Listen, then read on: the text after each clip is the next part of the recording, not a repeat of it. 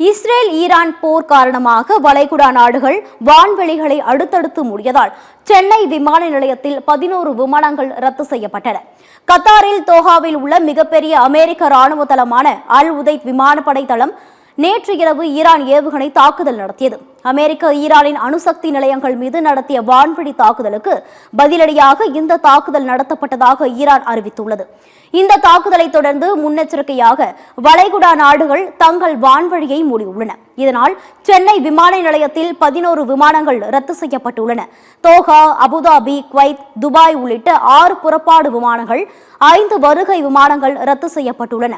Thailand நாட்டிலிருந்து Doha சென்று கொண்டிருந்த 3 கத்தார் ஏர்லைன்ஸ் பயணிகள் விமானங்கள் தோஹா செல்ல முடியாமல் சென்னையில் வந்திறங்கின.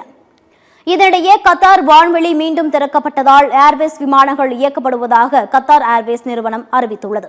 போர் காரணமாக கத்தார் வான்வெளி மூடப்படுவதாக அறிவிக்கப்பட்டிருந்த நிலையில் கத்தார் வான்வெளி மீண்டும் திறக்கப்பட்டுள்ளதாகவும் பயணிகளின் பாதுகாப்பில் கூடுதல் கவனம் செலுத்தி அவர்கள் வீடு திரும்புவதற்கு உறுதுணையாக இருப்பதாகவும் கத்தார் ஏர்வேஸ் நிறுவனம் தெரிவித்துள்ளது.